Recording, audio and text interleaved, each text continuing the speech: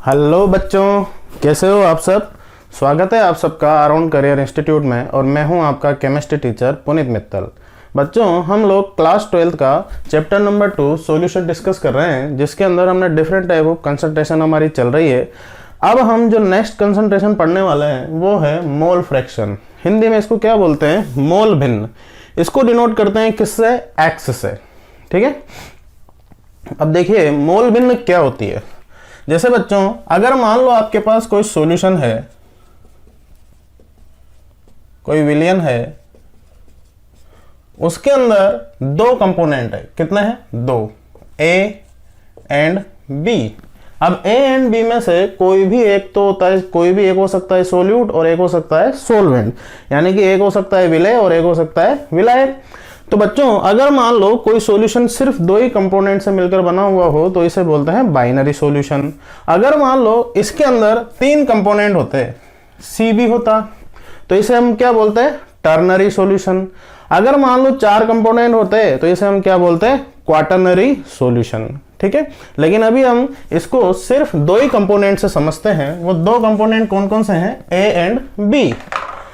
ए और बी के मिलने से हमारे को एक सॉल्यूशन मिला। अब मान लो उस सॉल्यूशन के अंदर ए, मोल ऑफ ए वो है Na, और बी के जो मोल हैं वो है मोल ऑफ बी वो है Nb। ठीक है। तो अगर मान लो ए के मोल कितने हैं? Na, और बी के मोल कितने हैं? Nb। तो मोल फ्रैक्शन निकालने का तरीका क्या होता है? अगर आपको ए का मोल फ्रैक्शन अगर निकालना है तो वो क्या हो जाएगा? Mole of A upon total मोल, मतलब ए के मोल अपॉन कुल मोल। तो ये क्या हो जाएगा? ए की मोल भिन्न, यानी कि मोल फ्रैक्शन ऑफ ए। तो बच्चों, ए के मोल कितने हैं? वो तो हो जाएंगे Na, तो टोटल मोल कितने हो जाएंगे? टोटल मोल हो जाएंगे Na प्लस Nb। अरे होंगे कि नहीं होंगे? वेरी गुड, पुट कर दो। तो यहां से XA इज इक्वल टू क्या हो जाएगा? Na upon Na plus Nb। ठीक है। उसी तरीके से अगर आपको XB निकालना है, क्या निकालना है? XB। XB का मतलब क्या हो गया? XA का मतलब तो हो गया मोल फ्रैक्शन ऑफ A, मतलब A की मोल भिन्न। और XB का मतलब क्या हो गया? मोल फ्रैक्शन ऑफ B, मतलब B की मोल भिन्न। ठीक है। चलिए, तो अब मोल फ्रैक्शन ऑफ B का मतलब क्या हो जाएगा? इसको निकालने का वही तरीका, मोल ऑफ B अपॉन टोटल मोल। तो बताओ मोल ऑफ B वो कितना है हमारे पास? Nb, और टोटल मोल कितना हो जाएगा? Na plus Nb। तो ये क्या हो जाएगा? B की मोल भिन्न, यानी कि मोल फ्रैक्शन ऑफ B। ठीक है, बहुत सिंपल है। उसी तरीके से अगर मान लो हमारे पास जो सॉल्यूशन होता, अगर वो एक टर्नरी सॉल्यूशन होता, टर्नरी सॉल्यूशन होने का मतलब है अगर हमारे पास किसी सॉल्यूशन के जो कंपोनेंट है वो क्या होते हैं? A plus B plus C। कितने कंपोनेंट से मिलकर बना हुआ है सॉल्यूशन? तीन कंपोनेंट से। कौन कौन से? A, B and C। और आपको दिया हुआ है mole of A is equal to Na, mole of B is equal to Nb, और दे रखा है mole of C is equal to Nc। ठीक है। तो अभी हमारे को जब भी हम मोल फ्रैक्शन निकालेंगे तो हमारे को टोटल मोल की जरूरत पड़ेगी, तो हम पहले ही निकाल लेते हैं। Total mole is equal to वो क्या हो जाएगा? Na plus Nb plus Nc। तो बताओ मोल फ्रैक्शन ऑफ A, मतलब A की मोल भिन्न, यानी कि x है वो क्या हो जाएगा? ए के मोल अपॉन टोटल मोल, तो ए के मोल कितने हैं Na, टोटल मोल कितने हो जाएंगे Na plus Nb plus Nc, हो जाएंगे नहीं हो जाएंगे। उसी तरीके से अगर हम कार्य को मोल फ्रैक्शन ऑफ B मतलब B की मोल भिन्न, अगर ये हमारे को कैलकुलेट करनी है तो XB इज इक्वल टू क्या हो जाएगा NB upon Na plus NB plus Nc, होगा कि नहीं होगा, हो जाएगा। चलो उसी तरीके से अगर हमारे को मोल फ्रैक्शन ऑफ C कैलकुलेट करना है, मोल फ्रैक्शन ऑफ C मतलब B की मोल भिन्न, तो B की मोल भिन्न यानी कि वो है XC, वो क्या हो जाएगी NC upon Na plus NB plus NC मतलब C के मोल अपॉन टोटल मोल। तो बच्चों बात क्या निकल के आई सामने कि अगर मान लो आपको कोई भी एक सॉल्यूशन दे रखा है, ठीक है, उसके अंदर जितने भी कंपोनेंट दे रखे हैं, चाहे वो बाइनरी सॉल्यूशन हो, चाहे वो टर्नरी सॉल्यूशन हो, चाहे वो क्वाटरनरी सॉल्यूशन हो, तो जिस भी कंपोनेंट का आपको मोल फ्रैक्शन निकालना है तो उस कंपोनेंट के मोल अपॉन जितने भी कंपोनेंट है उनके टोटल मोल, ठीक है। जैसे हमने पहला एग्जांपल लिया, ये एक बाइनरी सॉल्यूशन का एग्जांपल है जिसके अंदर कितने कंपोनेंट है, जिसके अंदर 2 कंपोनेंट है, कौन कौन है A एंड B। तो A के मोल कितने हैं Na, B के मोल कितने हैं Nb, तो XA क्या हो जाएगा, मतलब मोल फ्रैक्शन ऑफ A क्या हो जाएगा, A का मोल फ्रैक्शन अगर आपको निकालना है तो X के सब स्क्रिप्ट में आपको क्या लिखना पड़ेगा A, ठीक है। तो A का मोल फ्रैक्शन क्या हो जाएगा, mole of A upon total मोल, तो टोटल मोल क्या हो जाएगा mole of A plus mole of B। उसी तरीके से XB क्या हो जाएगा, mole of A upon total mole, और टोटल मोल क्या है Na प्लस NB। उसी तरीके से सपोज अगर आपको एक सॉल्यूशन दे रखा है, वो एक टर्नरी सॉल्यूशन है, टर्नरी का मतलब उसके अंदर कितने कंपोनेंट है 3, कौन कौन से A, B और C। A और B और C हम एक जनरल एग्जांपल ले रहे हैं, अभी हम इस मोल फ्रैक्शन को अभी हम एग्जाम्पल से भी समझेंगे, अभी जनरल एग्जाम्पल ले लेते हैं। तो देखो A, B और C इसके कंपोनेंट है, तो इसके अंदर आपको क्या दे रखा है, मोल ऑफ A वो कितना दे रखा है Na, मोल ऑफ B वो कितना दे रखा है Nb, और मोल ऑफ C वो कितना दे रखा है Nc। तो अगर ये ऐसा दे रखा है तो बताओ टोटल मोल कितना हो जाएगा Na plus Nb plus Nc। तो मोल फ्रैक्शन ऑफ A क्या हो जाएगा, mole of A upon total मोल, तो मोल ऑफ A वो कितना है Na, टोटल मोल कितना है Na plus Nb plus Nc, ये आ गया। उसी तरीके से मोल फ्रैक्शन ऑफ B और मोल फ्रैक्शन ऑफ C, ठीक है, आया समझ। चलिए इसका स्क्रीनशॉट ले लीजिए फटाफट। चलिए अब इसमें आगे बढ़ते हैं। अब अगर मान लो आपको कोई सॉल्यूशन दे रखा है और उसके कंपोनेंट है A प्लस B, अब आपको क्या कर रखा है, इस A और B का आपको मोल नहीं दे रखा, उन्होंने क्या दे रखा है, if mass of A is equal to WA and molar mass of A is equal to molecular weight of A and mass of B is equal to WB and molar mass of B is equal to molecular weight of B। मतलब आपको उन्होंने क्या दे रखा है, A का द्रव्यमान दे रखा है कितना WA, मैं यहां लिख देता हूं A का द्रव्यमान बराबर WA, ग्राम में दे रखा है, और A का अणुभार वो कितना दे रखा है, मोलिकुलर वेट A। उसी तरीके से आपको B का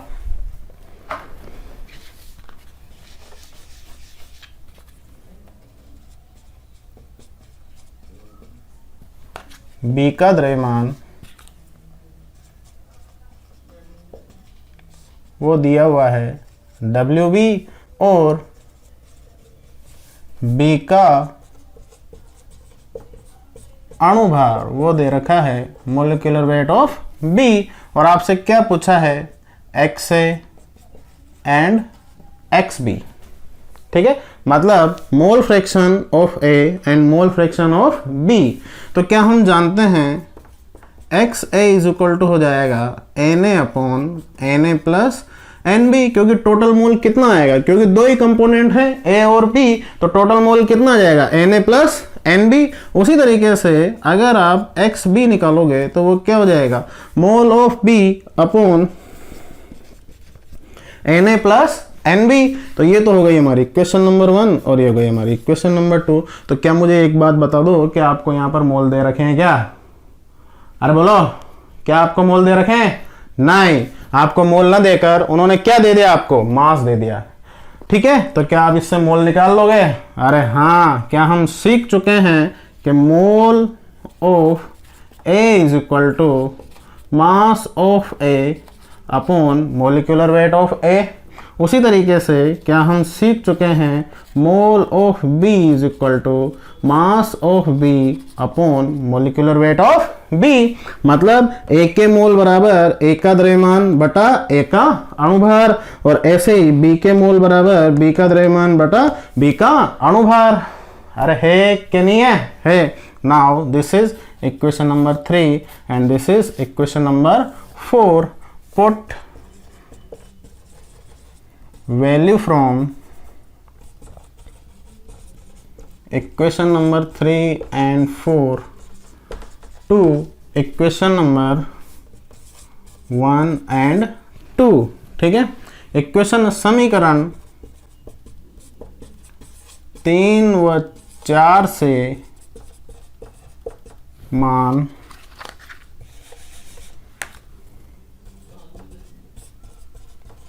समीकरण 1 व 2 में रखने पर ठीक है, तो देखो तो क्या हो जाएगा XA is equal to Na की वैल्यू क्या पुट कर दोगे मोल ऑफ A, इसका मतलब ये क्या है Na, और मोल ऑफ B इसका मतलब ये क्या है NB। तो Na की वैल्यू क्या पुट कर दोगे आप molecular weight of A upon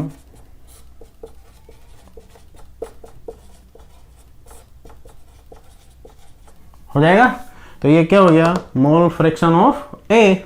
उसी तरीके से XB, तो यहाँ से वैल्यू इसमें पुट करो, तो ये क्या हो जाएगा WB upon molecular weight of B upon WA upon molecular weight of A plus WB upon molecular weight of B। ठीक है, तो इस तरीके से अगर आपको एक कंपोनेंट की जगह 2 दे दे, 3 दे दे, 4 दे दे, कितने ही कंपोनेंट दे दे, आपका मेथड यही रहेगा। ठीक है, अभी हमने सिर्फ 2 कंपोनेंट से सीखा है। तो अगर आपको मोल ना देकर वेट और मोलिकुलर वेट दे दे तो क्या आप मोल फ्रैक्शन निकाल सकते हो। ठीक है, चलिए इसका स्क्रीनशॉट ले लीजिए, फिर हम इसके आगे की बात सीखते हैं। चले बच्चों, अब देखते हैं हम वेरी इंपॉर्टेंट बात। क्या देख रहे हैं? वेरी इंपॉर्टेंट बात। ठीक है, तो वेरी इंपॉर्टेंट बात क्या है? Total mole fraction, total mole fraction of all component of solution is always 1। मतलब विलय के या विलियन के, विलय नहीं विलियन, विलियन के सभी घटकों के मोल भिन्न का योग सदैव 1 होता है। ठीक है, फॉर एग्जाम्पल जैसे अगर मान लो आपके पास कोई सॉल्यूशन है और उसके कंपोनेंट है ए एंड बी, कंपोनेंट कौन कौन है, ए एंड बी, तो X A plus X be always कितना होगा 1। उसी तरीके से अगर मान लो आपके पास कोई सॉल्यूशन है उसके कंपोनेंट है ए प्लस बी, सॉरी उसके कंपोनेंट है A and B and C and D and so on, तो X A plus X B plus X C plus X D, उन सभी का एडिशन यानी कि उन सभी का टोटल वो कितना आएगा 1। ये बहुत इंपॉर्टेंट बात है, बहुत ज़्यादा, ठीक है। चलिए इसका स्क्रीनशॉट ले लीजिए। चलिए बच्चों, जो हमने अभी मोल फ्रैक्शन पढ़ा है उसका हम एक एग्जांपल ले लेते हैं। क्वेश्चन क्या है कि in a mixture 4 mole alcohol and 6 mole water is present, then calculate mole fraction of alcohol and mole fraction of water. ठीक है, हिंदी में अगर अपन इसको पढ़ेंगे तो 1 विलियन जिसमें 4 मोल अल्कोहल तथा 6 मोल पानी है, तो अल्कोहल तथा पानी के मोल भिन्न ज्ञात कीजिए। ठीक है, तो हमारे पास फॉर्मूला क्या है, देखो अगर मान लो अब आप ये चेक करो कि हमारे पास इसके अंदर कितने कंपोनेंट है। इस सॉल्यूशन के अंदर हमारे पास 2 कंपोनेंट है, कौन कौन से, एक तो है अल्कोहल और एक है वाटर है। और अगर आपको अल्कोहल का मोल फ्रैक्शन और आपको दिया हुआ क्या है, मोल ऑफ अल्कोहल वो कितना है, मोल ऑफ अल्कोहल वो दे रखा है 4 एंड मोल ऑफ वाटर वो कितना दे रखा है 6। तो अगर आपको अल्कोहल का मोल फ्रैक्शन निकालना है तो वो क्या हो जाएगा, mole of alcohol upon total मोल। तो अल्कोहल के मोल कितने हैं 4 और टोटल मोल कितने हो जाएंगे 4 + 6, क्योंकि 2 ही कंपोनेंट है तो यहाँ पर इसकी वैल्यू आ जाएगी 0.4। यूनिट लेस होता है, इसकी कोई यूनिट नहीं होती। उसी तरीके से अगर आप मोल फ्रैक्शन ऑफ वाटर अगर निकालना चाहते हैं तो ये क्या हो जाएगा, mole of water upon total मोल। तो वाटर के मोल कितने हैं 6 और टोटल मोल अभी हमने यही निकाले, सेम वही होंगे, तो ये क्या हो जाएगा 0.6। तो देखो ये तो पहला मेथड। अगर आपको अभी हमने बताया है कि x alcohol plus x water, उन दोनों का एडिशन यानी कि उन दोनों का टोटल वो कितना हो जाएगा 1। ठीक है, तो अब ये बताओ अगर आपने किसी भी एक का मोल फ्रैक्शन पहले निकाल लिया, मान लो आपने मोल फ्रैक्शन अल्कोहल का पहले निकाल लिया, वो आ गया 0.4, तो क्या आप इस वाले फॉर्मूले में वैल्यू पुट करके क्या वाटर का मोल फ्रैक्शन नहीं निकाल सकते। तो वाटर का मोल फ्रैक्शन क्या हो जाएगा 1 - 0.4 = 0.6। कैसे भी कर सकते हो, जैसा ये बहुत सीधा सा एक एग्जांपल लिया है हमने। चलिए इसका स्क्रीनशॉट ले लीजिए। तो चलिए बच्चों हम नेक्स्ट क्वेश्चन लेते हैं। नेक्स्ट क्वेश्चन क्या है हमारा, the mole fraction of nitrogen and ammonia in the equilibrium. अब आपको इक्विलिब्रियम ये दे रखा है, नाइट्रोजन हेबर प्रोसेस है ये। इस हेबर प्रोसेस में R 0.2 एंड 0.5 रेस्पेक्टिवली, मतलब आपको इस इक्विलिब्रियम में नाइट्रोजन और अमोनिया के मोल फ्रैक्शन दे रखे हैं। What will be the mole fraction of hydrogen at equilibrium. तो आपको इसके अंदर किस किस के मोल फ्रैक्शन दे रखे हैं, वो दे रखे हैं एक तो नाइट्रोजन का और एक अमोनिया का, और किसका पूछा है हाइड्रोजन का। ठीक है, तो क्या क्वेश्चन है, साम्य अवस्था पर, ये जो साम्य अवस्था आपको दे रखी है हेबर प्रक्रम में, नाइट्रोजन व अमोनिया के मोल भिन्न क्रमशः 0.2 तथा 0.5 है, तो इस साम्य में हाइड्रोजन के मोल भिन्न क्या होंगे। ठीक है, बहुत सिंपल सा क्वेश्चन है। कितने कंपोनेंट है ये मत देखो, साम्यावस्था या इक्विलिब्रियम क्या है, कितने कंपोनेंट है ये देखो, कितने कंपोनेंट है 3। हम जानते हैं x nitrogen plus x hydrogen plus x ammonia, ये कितना हो जाएगा 1। मोल भिन्न ऑफ नाइट्रोजन, मोल भिन्न ऑफ हाइड्रोजन और मोल भिन्न अमोनिया, इनका टोटल कितना हो जाएगा 1। अब आपको किस किस की मोल भिन्न दे रखी है, आपको नाइट्रोजन की दे रखी है और आपको अमोनिया की दे रखी है। Put the value and get the answer.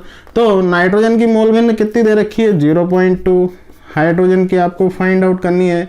Ammonia की मोल भिन्न कितनी दे रखी है 0.5। वैल्यू पुट करो, गपड़ सपड़ करो और आंसर पालो।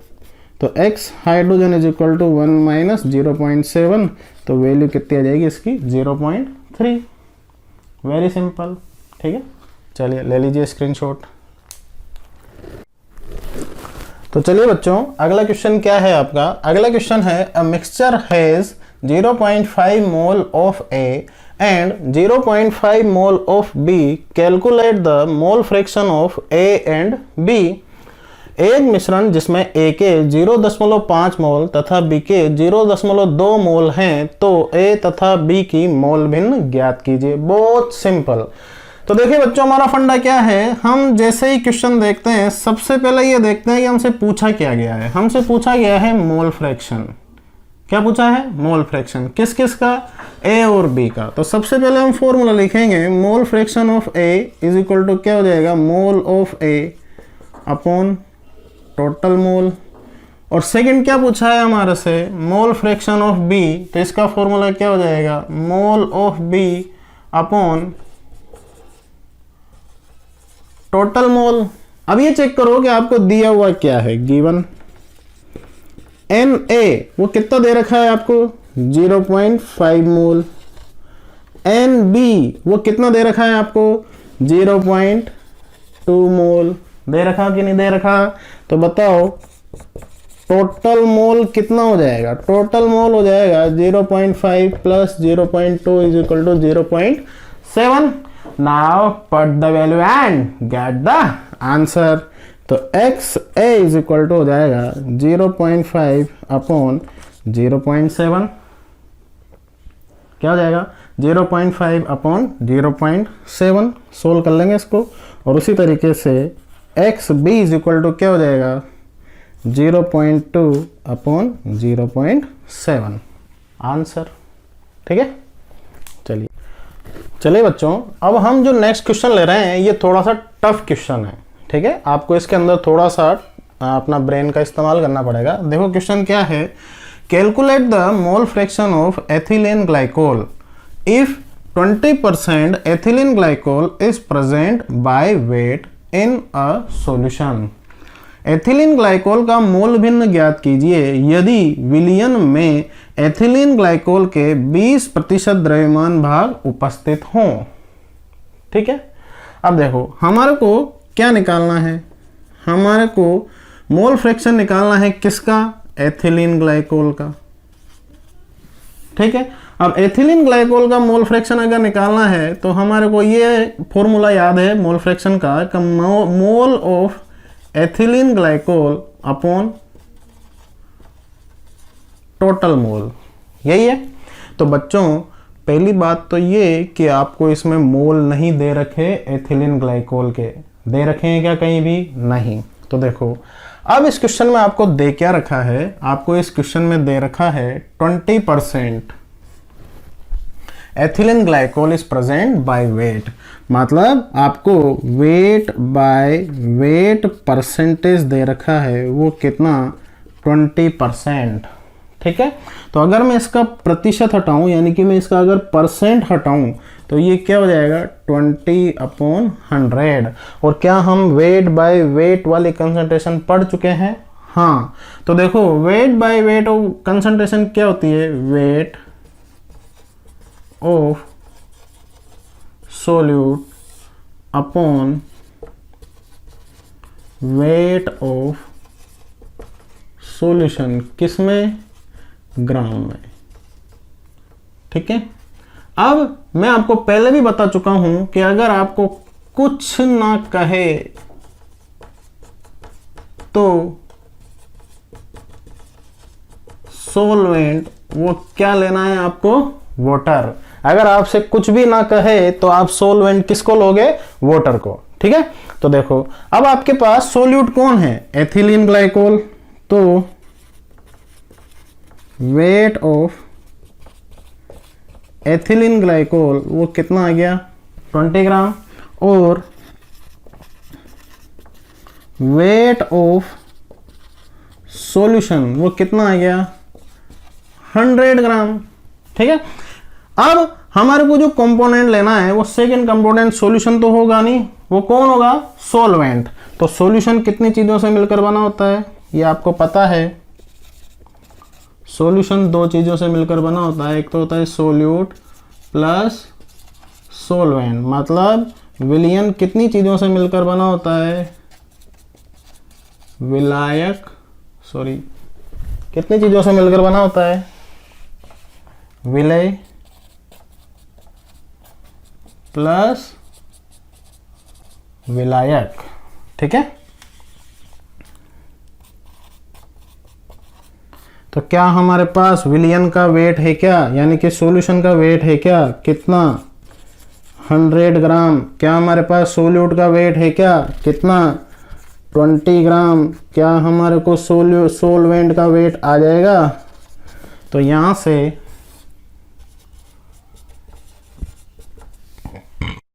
का वेट कितना आ जाएगा, 100 माइनस 20 इज इक्वल टू 80 ग्राम। और वो जो सोलवेंट है वो कौन है हमारा, H2O। तो इसका मतलब हमारे पास इस सॉल्यूशन के अंदर दो कंपोनेंट है, एक तो है एथिलीन ग्लाइकोल और एक है वाटर, मिल गया। चलो अब हमारे को क्या निकालना है, मोल ऑफ एथिलीन ग्लाइकोल और टोटल मोल। तो टोटल मोल निकालने के लिए हमारे को एथिलीन ग्लाइकोल के मोल भी पता होना चाहिए और हमारे को वाटर के मोल भी पता होना चाहिए, ठीक है। तो निकालें, तो मोल वो क्या होता है, वेट इन ग्राम अपॉन मोलिकुलर वेट, ठीक है। तो एथिलीन ग्लाइकोल के मोल कितने हो जाएंगे, मोल ऑफ एथिलीन ग्लाइकोल,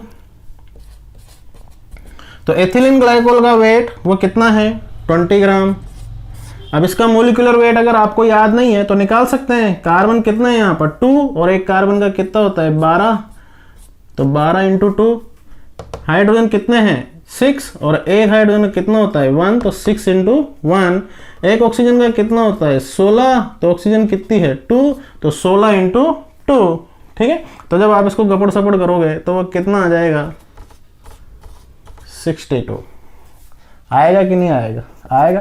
तो मोल ऑफ एथिलीन ग्लाइकोल वो कितना आ गया 20/62। अभी हम इसको अभी यहाँ पे सोल्व नहीं करेंगे, अभी आगे सोल्व करेंगे, ठीक है।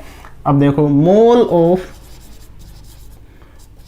वाटर, तो वाटर का वेट कितना है, वाटर का वेट आ गया 80 ग्राम और वाटर का मोलिकुलर वेट कितना होता है 18, निकाल लो। 16 प्लस 2 कितना हो जाएगा 18, तो ये किसका मोल आ गए, वाटर के, ठीक है। तो चलिए, तो मोल फ्रैक्शन ऑफ एथिलीन ग्लाइकोल वो कितना हो जाएगा, एथिलीन ग्लाइकोल के मोल वो कितने हैं 20/62 upon total mole 20/62 plus 80/18।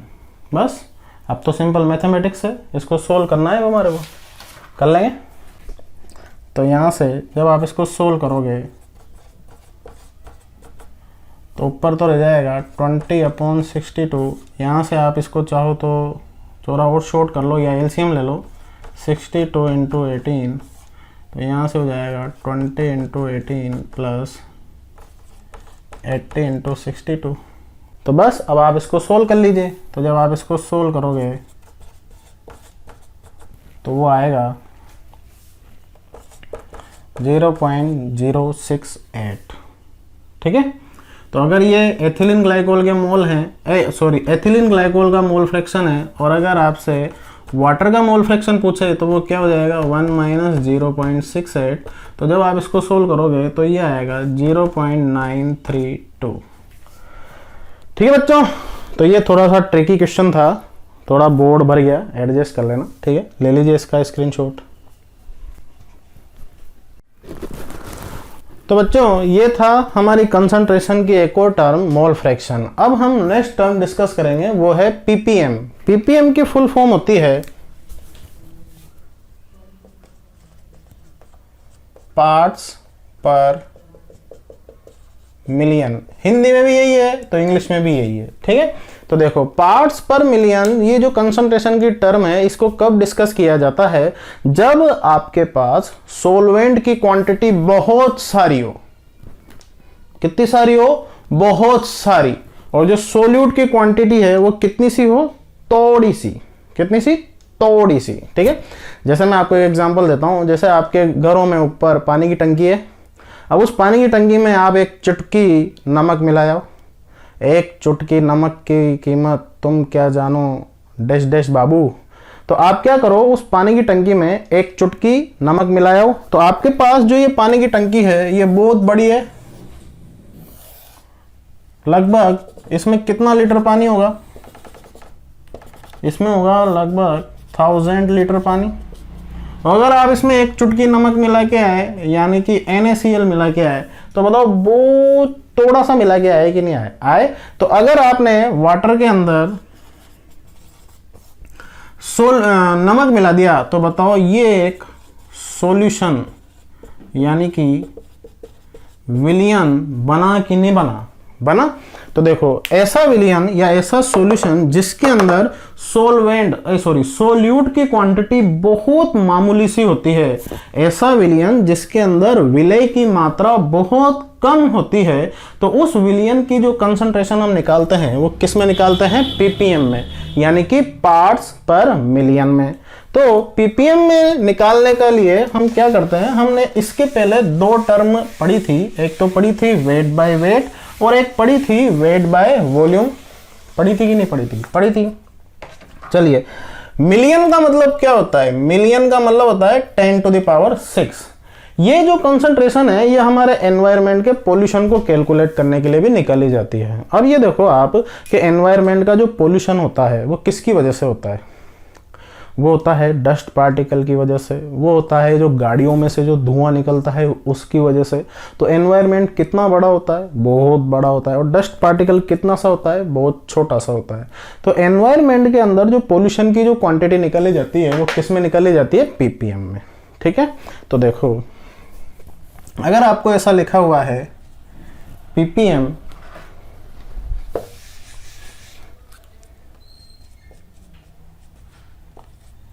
Wait by wait और आपको लिखा हुआ है पीपीएम वेट बाय वॉल्यूम, तो बस कुछ नहीं करना, बहुत सिंपल है ये। तो देखो वेट बाय वेट का हमने क्या निकाला था? अगर ये परसेंटेज में था तो इसको निकालने के लिए, अगर आपने इसका परसेंटेज वाला लेक्चर देखा हो तो उसमें हमने निकाला था वेट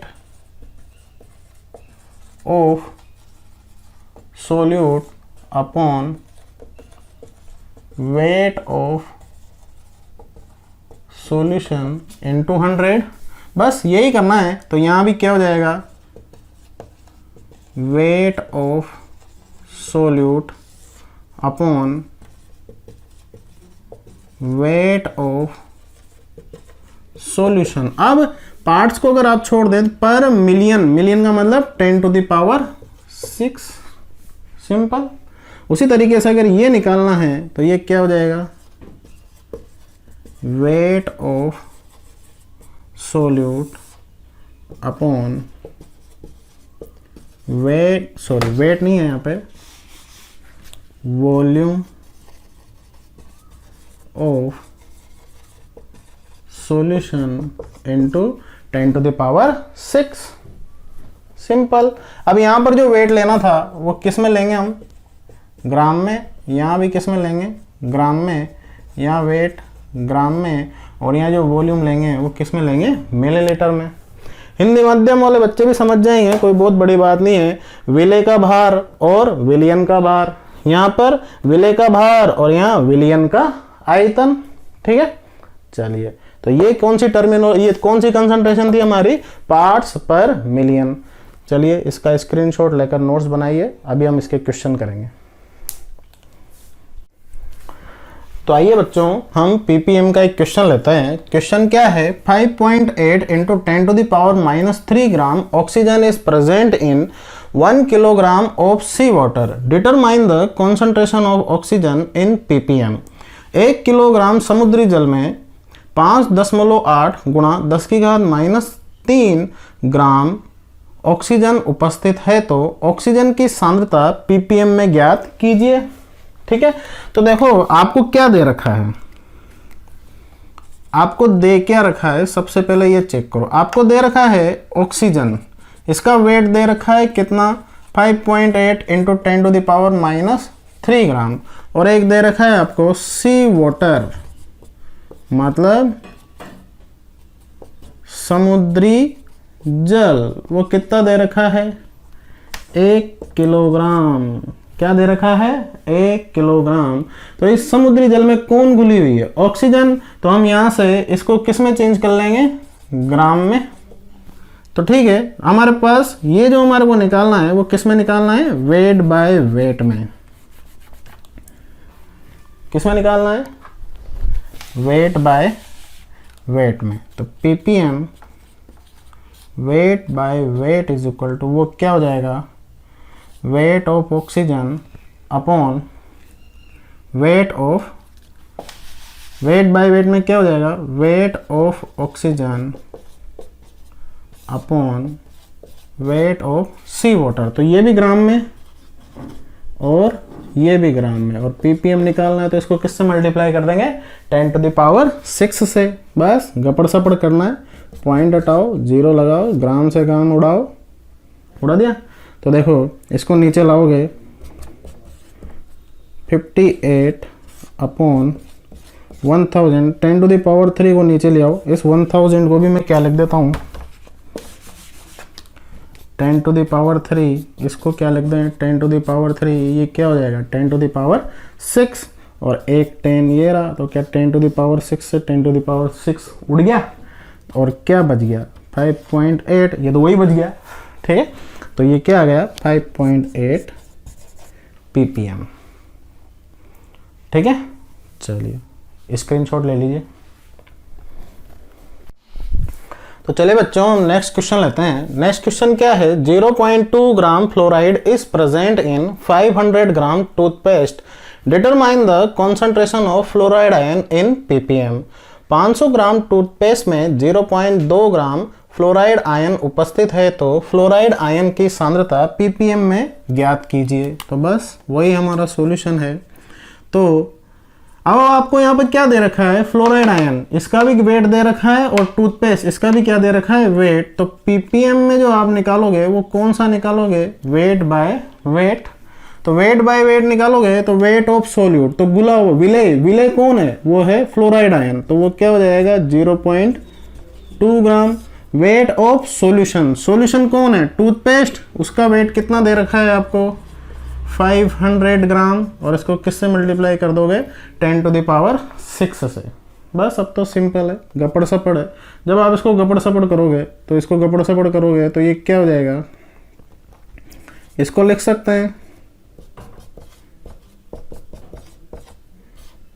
3 टाइम्स, कट हो जाएगा, तो ये क्या हो जाएगा,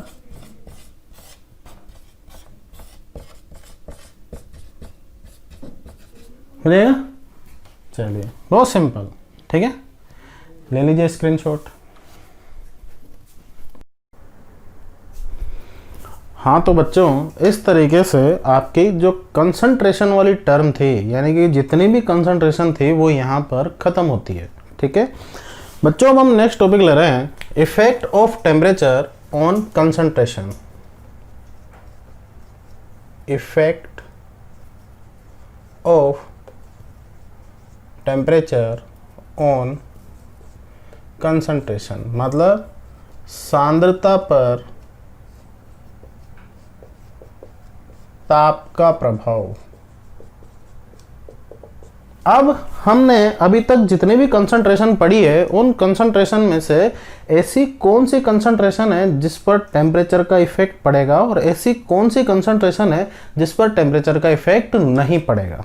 ठीक है, तो बच्चों इस टॉपिक को समझने से पहले मैं आपको कुछ कंसेप्ट समझाना चाहता हूं जो एकदम सरल भाषा में होगा, उसका साइंस से थोड़ा बहुत रिलेशन है, लेकिन हम हमारे डे टू डे लाइफ वाले उस एग्जाम्पल से यानी कि हमारे डे टू डे लाइफ वाली बातों से उसको समझेंगे।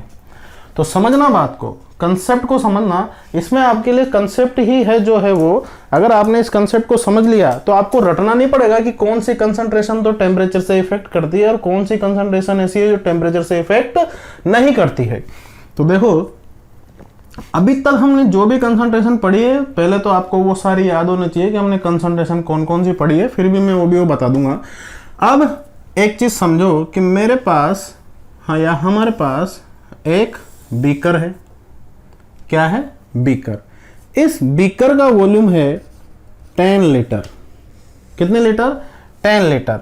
अब मान लो मैंने इस बीकर के अंदर 5 लीटर पानी भर दिया। कितने लीटर पानी भर दिया? 5 लीटर। तो ये पानी का वॉल्यूम कितना हो गया? 5 लीटर। ठीक है, चलिए अब मैंने इस पानी के अंदर यानी कि इस बीकर के अंदर मैंने कुछ कंकर डाले। मान लो 5 स्टोन यानी कि कंकर मैंने डाले। ठीक है, तो बताओ इस पानी के अंदर नंबर ऑफ कंकर यानी कि नंबर ऑफ स्टोन वो कितने हैं? 5। 1 2 3 4 5 है। चलिए अब मैं इस बीकर को गर्म करता हूं। क्या करता हूं? गर्म। नीचे से इसको हम गर्म करते हैं फ्लेम से। तो बताओ अगर इस बीकर को हम गर्म करेंगे तो जो पानी है वो गर्म होगा कि ठंडा होगा? गर्म। पानी अगर गर्म होगा तो जो वाटर के जो मॉलिक्यूल हैं उनकी जो काइनेटिक एनर्जी है वो इंक्रीज होगी कि डिक्रीज होगी? इंक्रीज होगी। अब मैं इसको इस तरीके से समझाता हूं, अगर हम किसी के भी पिछवाड़े में आग लगाते हैं तो वो रुकता है कि भगता है? भगता है। तो उसी तरीके से अगर हम इस पानी के भी पिछवाड़े में आग लगाएंगे तो ये रुकेगा कि भगेगा? भगेगा। तो पानी अगर भगेगा तो क्या पानी में उबाल आना चालू होगा कि नहीं होगा? होगा। और ये पानी उबलेगा कि नहीं उबलेगा? उबलेगा।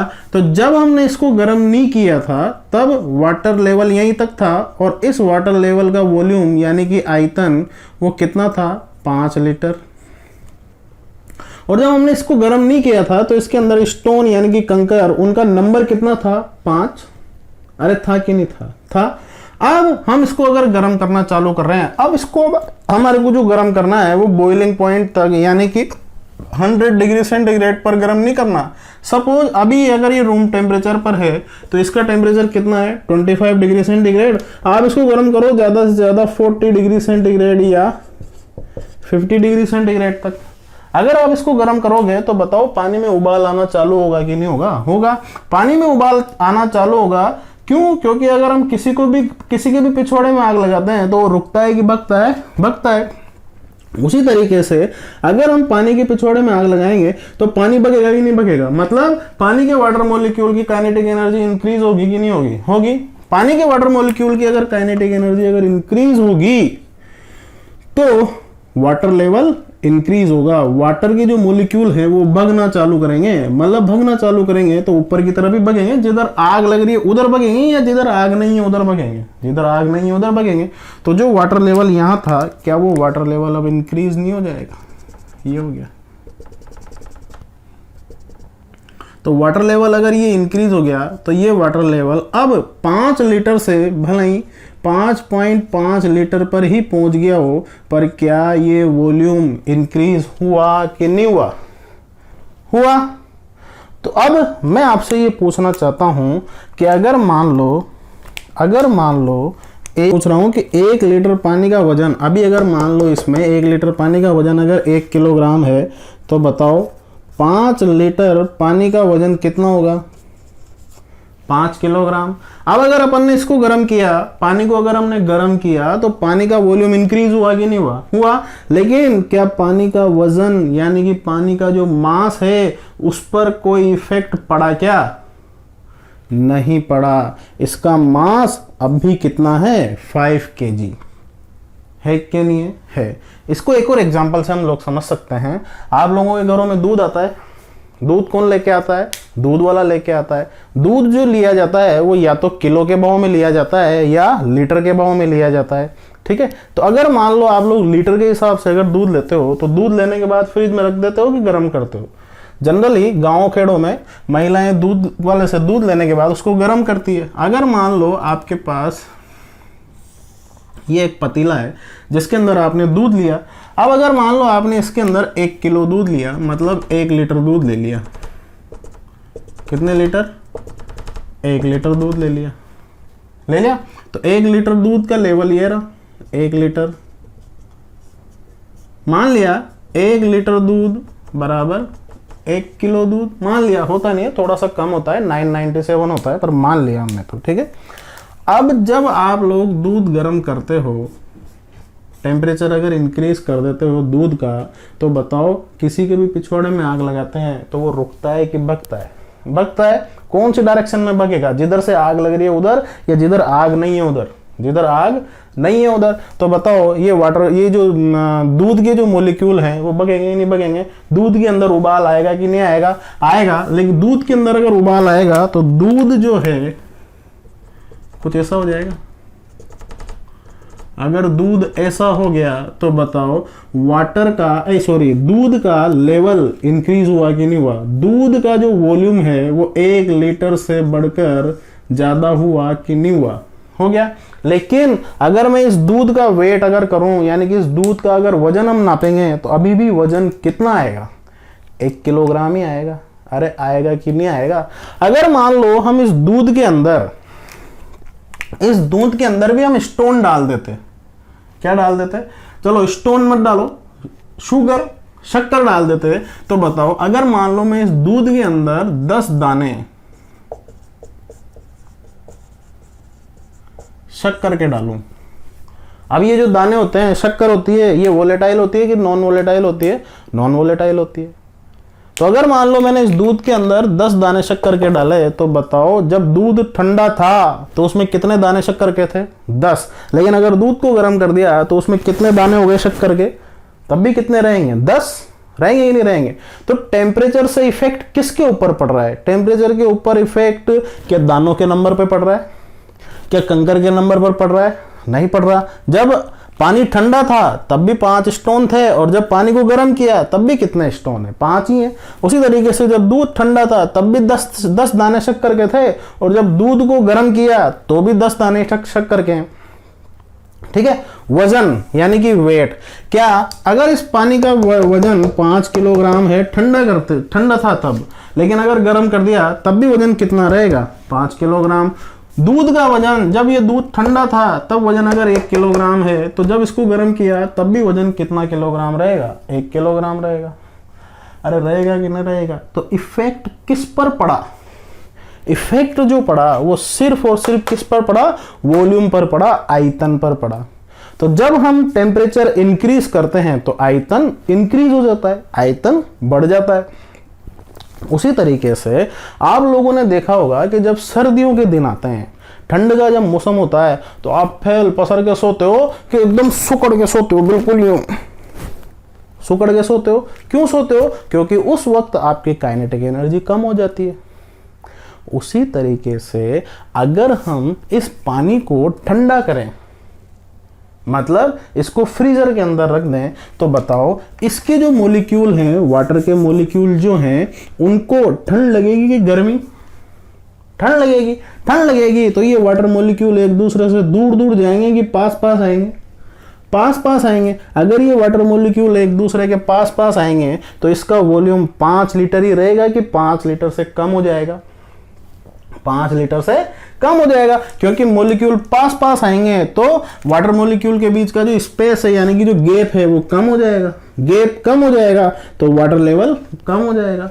यही काम किसके साथ होगा, मिल्क के साथ होगा। तो लेकिन अगर अपन इसका वेट निकालेंगे, अभी भी अगर हम इसका वेट निकालेंगे तो वेट कितना आएगा, 5 किलोग्राम आएगा।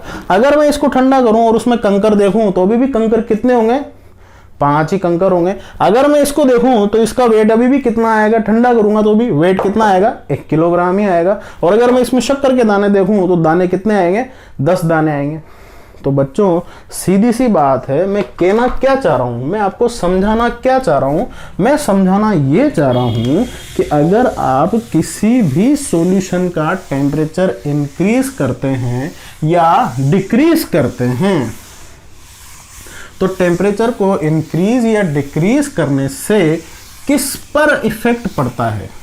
तो टेम्परेचर को इंक्रीज या डिक्रीज करने से जो इफेक्ट पड़ता है वो पड़ता है सिर्फ और सिर्फ किस पर, वॉल्यूम पर। और किस पर इफेक्ट नहीं पड़ता, एक तो मास पर इफेक्ट नहीं पड़ता और एक नंबर पर इफेक्ट नहीं पड़ता। तो हमारे पास अभी तक हमने जितनी भी कंसंट्रेशन पढ़ी है उन कंसंट्रेशन में जहां भी वॉल्यूम यूज में आया है, तो जिस भी कंसंट्रेशन में वॉल्यूम यूज में आएगा उस कंसंट्रेशन, वो कंसंट्रेशन तो टेम्परेचर से इफेक्ट होगी। लेकिन जिस कंसंट्रेशन में वॉल्यूम यूज में नहीं आया है, सिर्फ नंबर यूज में आया है या फिर वेट यूज में आया है, वो टेम्परेचर से इफेक्ट नहीं होगी। अब यहां पर नंबर से क्या मतलब है, मोल। मोल क्या है, वो एक नंबर है। वो कौन सा नंबर है, वो एक आवोगैद्रो नंबर है। तो बच्चों हम ये देखते हैं कि हमने कौन कौन सी कंसंट्रेशन पढ़ ली है। तो देखना थोड़ा सा सीक्वेंस वाइज चेंज हो सकता है, लेकिन कंसंट्रेशन यही है। सबसे पहली कंसंट्रेशन हमने पढ़ी वेट बाय वेट परसेंटेज। दूसरी कंसंट्रेशन हमने पढ़ी वेट बाय वॉल्यूम परसेंटेज। तीसरी कंसंट्रेशन हमने पढ़ी volume by volume percentage. And fourth concentration हमने पढ़ी मोलरिटी, यानी कि मोलरता। नेक्स्ट कंसंट्रेशन हमने पढ़ी नॉर्मेलिटी, यानी कि नॉर्मलता। फिर हमने पढ़ी मोलेलिटी, यानी कि मोललता। फिर नेक्स्ट कंसंट्रेशन जो हमने पढ़ी है वो है mole fraction,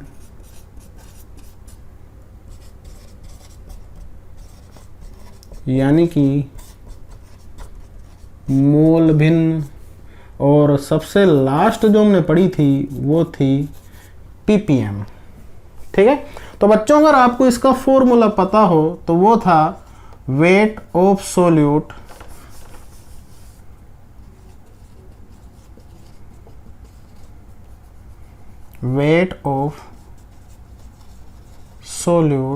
in gram upon weight of solution into 100। तो बच्चों आप इस टर्म को अगर बहुत ध्यान से देखोगे तो इसमें ना तो यहां पर वॉल्यूम काम में आ रहा है और ना ही यहां पर वॉल्यूम काम में आ रहा है। तो दोनों जगह क्या काम में आ रहा है, वेट। तो वेट अगर काम में आ रहा है तो ये जो वेट बाय वेट परसेंटेज है इसके ऊपर टेम्परेचर का कोई इफेक्ट नहीं पड़ेगा। पड़ेगा क्या, नहीं। उसी तरीके से अगर आप वॉल्यूम, वेट बाय वॉल्यूम को अगर बहुत ध्यान से देखो तो इसका भी फॉर्मूला क्या लिखा था हमने, weight of solute in gram upon volume of solution in millilitre. तो बच्चों अब आप लोग देख सकते हो कि यहाँ ऊपर और मल्टीप्लाई बाय 100 परसेंटेज में निकाल रहे हैं। तो बच्चों आप इसको बहुत ध्यान से देख सकते हो कि ऊपर तो हमने क्या ले रखा है, वेट, और नीचे हमने क्या ले रखा है, वॉल्यूम। और अभी अभी हम समझ के पढ़ के निपटे हैं कि टेम्परेचर से कौन इफेक्ट होगा, सिर्फ वॉल्यूम। तो वेट बाय वॉल्यूम जो कंसंट्रेशन है वो टेम्परेचर से इफेक्ट होगी कि नहीं होगी, होगी। नेक्स्ट है वॉल्यूम बाय वॉल्यूम। इसको देखते ही पता लग रहा होगा कि ये टेम्परेचर से इफेक्ट होगी। ऊपर की तरफ तो क्या होगा, वॉल्यूम ऑफ सोल्यूट, और नीचे की तरफ क्या होगा, वॉल्यूम ऑफ सॉल्यूशन इंटू 100, और वॉल्यूम टेम्परेचर से इफेक्ट होता है तो इसलिए ये इफेक्ट करेगी। नेक्स्ट है मोलरिटी। मोलरिटी जो है उसका फॉर्मूला क्या होता है, मोल पर लीटर, और लीटर का मतलब क्या है, वॉल्यूम। किसका वॉल्यूम, सॉल्यूशन का वॉल्यूम। तो अगर मान लो वॉल्यूम आ रहा है तो इसका मतलब मोलरिटी भी टेम्परेचर से इफेक्ट होगी। अरे होगी कि नहीं होगी, होगी। नेक्स्ट है नॉर्मेलिटी। मैं इसका आपको यही वाला फॉर्मूला बताता हूँ, normality is equal to molarity into valency factor. इसको बहुत सी बुक्स में एन फैक्टर भी बोला गया है, कोई बात नहीं, एक ही बात है, ठीक है। तो अगर मान लो मोलरिटी अगर टेम्परेचर से इफेक्ट करेगी तो नॉर्मेलिटी भी टेम्परेचर से इफेक्ट करेगी, जरूर करेगी, ठीक है। नेक्स्ट है मोलैलिटी। मोलैलिटी क्या होती है, mole of solute upon weight of solvent in kilogram. विलय के मोल बटा विलायक का भार किसमें, किलोग्राम में। अब इसमें ढूंढो कहीं भी वॉल्यूम आ रहा है क्या, कहीं भी आयतन आ रहा है क्या, तो कहीं भी वॉल्यूम नहीं आ रहा। ऊपर की तरफ क्या है, मोल, जो कि एक क्या है, नंबर। नीचे की तरफ क्या है, वेट। वेट जो कि टेम्परेचर, दोनों ही टेम्परेचर से इफेक्ट नहीं करते। तो टेम्परेचर से अगर इफेक्ट नहीं करते तो मोलैलिटी भी टेम्परेचर से इफेक्ट नहीं होगी। अरे होगी क्या, नहीं। नेक्स्ट है मोल फ्रैक्शन। मोल फ्रैक्शन क्या होता है, मोल ऑफ कॉन्स्टिट्यूएंट। जैसे अगर मान लो ए का मोल फ्रैक्शन निकालना है आपको, सॉल्यूशन में ए और बी दिया हुआ है, बहुत शॉर्ट में बता रहा हूं, तो mole of A upon total मोल, ठीक है। तो देखो ऊपर भी मोल और नीचे भी मोल। मोल क्या है, एक नंबर, ऊपर भी नंबर और नीचे भी नंबर। तो बताओ क्या ये नंबर टेम्परेचर से इफेक्टेड होता है क्या, नहीं होता। तो मोल फ्रैक्शन भी टेम्परेचर से इफेक्ट नहीं होगा। अरे होगा कि नहीं होगा, नहीं होगा। फिर उसके बाद हमने पढ़ा था पीपीएम। पीपीएम के अंदर हमने देखा था एक तो वेट बाय वेट और एक देखा था वेट बाय वॉल्यूम। तो आप लोग देख सकते हो कि वेट बाय वेट में ऊपर भी वेट और नीचे भी वेट। तो ये वाला जो पीपीएम है ये तो टेम्परेचर से इफेक्ट नहीं होगा, लेकिन वेट बाय वॉल्यूम में नीचे क्या आ रहा है, वॉल्यूम, तो ये टेम्परेचर से इफेक्ट होगा, ठीक है। तो एक बार आप इसका स्क्रीनशॉट ले लीजिए, ठीक है। तो अब इसको मिटा दूं मैं, चलिए।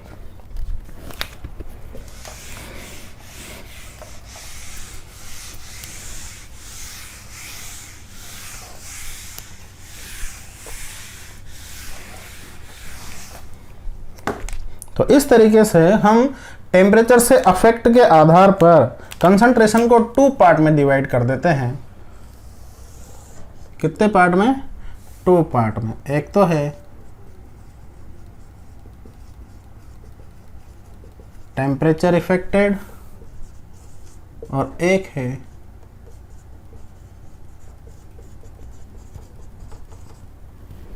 Temperature unaffected. तो मतलब ताप से प्रभावित, और ये है ताप से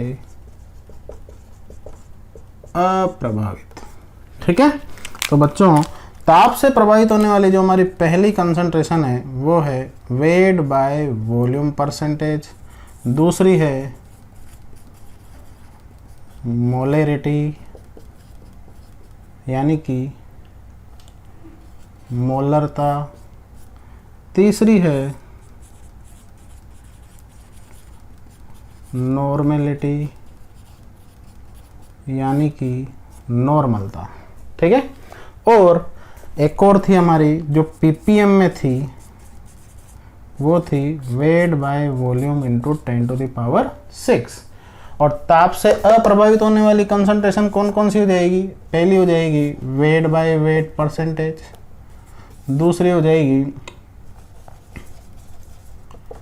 मोलैलिटी मतलब मोललता, एंड थर्ड हो जाएगी मोल फ्रैक्शन यानी कि मोल भिन्न, एंड फोर्थ हो जाएगी पीपीएम में वो वाली वेट बाय वेट इंटू 10⁶। तो ये सारी की सारी जितनी भी कंसंट्रेशन है ये तो टेम्परेचर अफेक्टेड है और ये टेम्परेचर अनअफेक्टेड है, मतलब इन पर टेम्परेचर का कोई प्रभाव नहीं पड़ेगा। ठीक है, तो बच्चों इससे आपके क्वेश्चन आता है, नीट में भी आता है और आईआईटी में भी आता है और आपके बोर्ड एग्जाम में भी आता है। ठीक है, तो बच्चों इस तरीके से हमारी जितनी भी कंसंट्रेशन वाली टर्म है वो सब आज खत्म होती है। ठीक है, अब नेक्स्ट लेक्चर में हम पढ़ेंगे सोल्यूबिलिटी। ठीक है, थैंक यू।